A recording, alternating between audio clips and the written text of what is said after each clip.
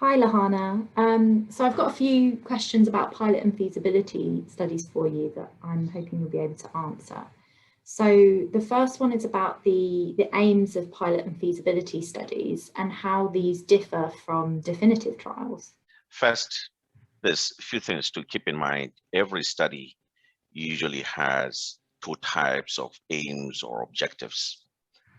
We have primary objectives, and then we have secondary objectives. And the primary objectives is usually really what drives the design of a study. So let's see how we approach this for a pilot or a feasibility study. The primary goal would always be about assessment of feasibility. And therefore, the primary aim or the primary objective would be assessing feasibility with a specific feasibility outcome, such as assessment of recruitment, assessment of whether people can complete all the measurements, or we can actually even randomize individuals. So those are typical examples of feasibility aims or feasibility outcomes. And the secondary aims or objectives would often have to do with whether there's a signal that the intervention has some effect on some clinical outcomes. And therefore, the secondary aims or secondary objectives would be assessment of effects on clinical outcomes. But these aims, because they are secondary, they are by definition exploratory. Now, let's look at how we would approach a similar thing for a definitive trial. The primary aim would often be about assessing whether the intervention has an effect on some key primary outcome. That could be mortality, or it could be anything else that we're really focusing on as a primary outcome.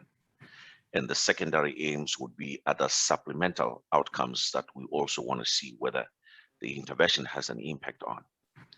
And therefore, the primary aim would actually be whether the intervention has an effect on some key primary outcome, relative, of course, to some control.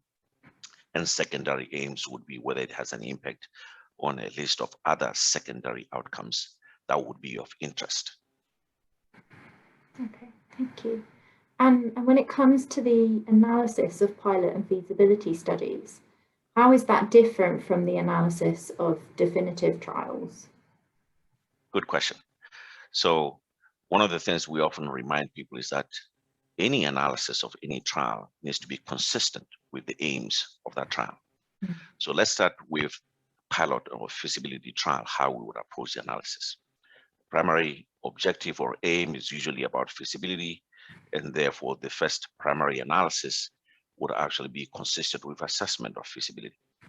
We would estimate measures of feasibility with a confidence interval. And really, these aims are not about significance testing. Therefore, the primary analysis in a pilot or feasibility trial would be mostly descriptive, with estimates presented as point estimate along with a corresponding confidence interval. The secondary aims are usually on whether there's a signal that the intervention has an effect on some clinical outcomes. So we would actually then do the usual analysis as you do for any trial that has clinical outcomes, but we report the estimates with a confidence interval. We discourage people reporting p-values of the test of whether this effects are significant, simply because by definition, secondary outcomes or secondary analysis are usually exploratory in nature.